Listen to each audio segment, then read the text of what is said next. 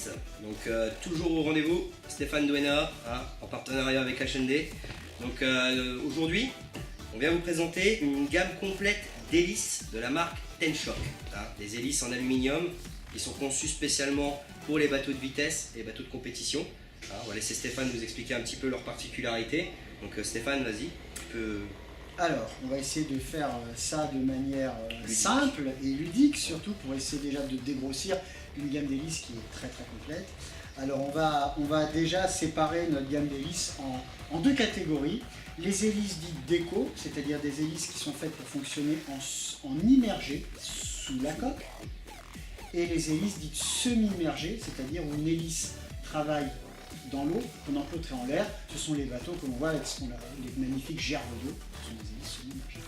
Alors, première catégorie, les hélices immergées, les hélices déco, ce sont ces petites hélices qui sont là au premier rang. Je vais prendre la plus grosse pour qu'on puisse quand même la voir.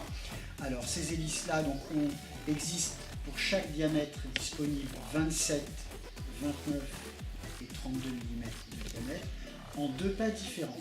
Un pas de 1,12 et un pas de 1,25. Le pas, qu'est-ce que c'est? Ça n'a rien à voir avec l'école militaire, en l'occurrence, parce que je sais que tu allais me le dire. Non.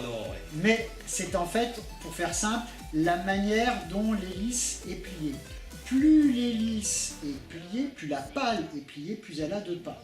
Alors en général, plus il y a de pas, plus ça va vite, plus ça pousse fort, entraînant différentes caractéristiques sur les bateaux, ce qu'on appelle les effets de lift, ce genre de choses-là, nous n'allons pas rentrer dans le détail. Disons pour faire simple, voilà, les hélices déco, donc pas de 1,12, pas faible, pas de 1,25, pas fort, contrairement aux hélices semi-immergées, qui alors là, c'est très simple chez Ten-Shock, n'existent qu'en pas de 1,4, qui est, il faut le reconnaître, un pas qui est le standard utilisé en compétition pour les semi-immergés, offrant un bon rendement au niveau de l'hélice. Alors, hélice déco systématiquement en M4, le M4 c'est-à-dire fileté en 4 mm, en ordre de 4 mm. Les hélices semi-immergées, quant à elles, existent en M4 ou en drag dog. Alors, le M4, donc je viens de le signaler, c'est un filetage, hein, tout simplement, il suffit de venir visser autour du filet de l'arbre de transmission. Et le drag dog, eh bien, c'est cette petite broche que l'on voit là devant mon doigt. Donc, je prends la même hélice, la 45 mm de diamètre. Vous voyez, dans ma main droite, je tiens la M4, filetée M4, et dans ma main gauche, je tiens l'hélice en drag dog. Donc en fait, c'est une petite mâchoire métallique sur laquelle vient se glisser l'hélice, et elle est tenue par un écrou. Alors, gamme très complète d'hélices, comme tu l'as dit, en aluminium taillé technologie CNC, très légère, hein, très légère. Donc elles existent et très résistantes, faut le dire, de 26 mm. Et surtout, ce que je tiens à préciser, c'est qu'il faut se rendre compte, quand on navigue, il y a souvent dans l'eau des débris, des branches, des feuilles, et on a vite fait de casser 3-4 hélices plastiques. Et bien alors les 3-4 hélices plastiques, on se paye une hélice alu qui, elle, n'aurait pas cassé. Exactement. Ce n'est pas inusable, on n'est jamais à l'abri d'un gros choc de les abîmer un petit peu, mais l'avantage, si ça s'abîme un peu, on peut toujours adresser un petit peu avec une pince, un petit coup de et c'est reparti. On peut les retailler aussi. Et éventuellement les retailler. Et l'avantage de l'aluminium, c'est surtout qu'au niveau équilibrage, ça demande beaucoup moins de travail, contrairement à d'autres hélices qui sont en chrome ou en gallium, par exemple. Alors, les hélices semi-immergées démarrent à 26 mm de diamètre jusqu'à 48 mm de diamètre. Voilà, dans ma main droite, la 28 mm. Et dans ma main gauche, la 48 mm, pour vous donner une idée. Toutes les hélices de la 26 à la 48 mm existent en filetage M4.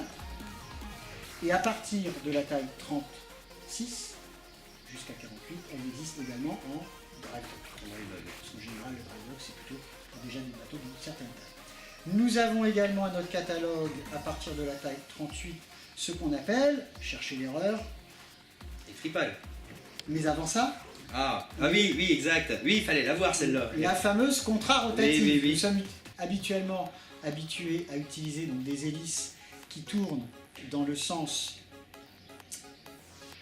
inverse des anti-horaires.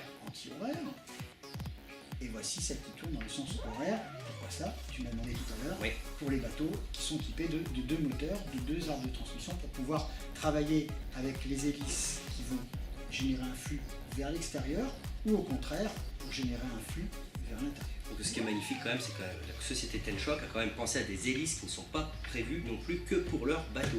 Hein. Bien sûr que non, puisque il ne faut pas oublier tous les bateaux de vitesse et ce qu'on appellerait, on va dire, un peu des yachts, qui sont également des bateaux devant atteindre un certain niveau de performance et qui sont souvent équipés de deux moteurs.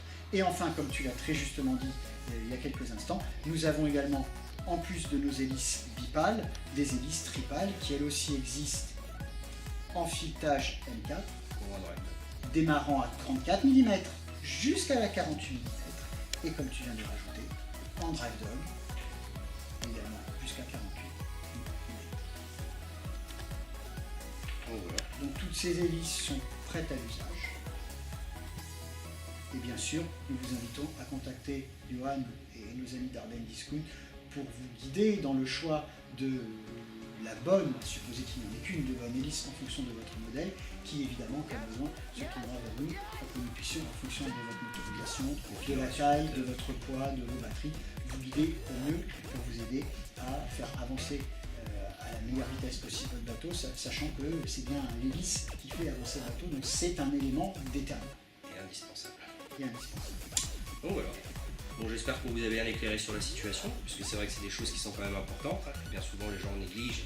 Ou je vois beaucoup de gens qui achètent des hélices nylon, on appelle ça comme ça chez nous, qui n'est pas forcément adaptée ou qui va peut-être être coûteuse, on va dire, à la longue.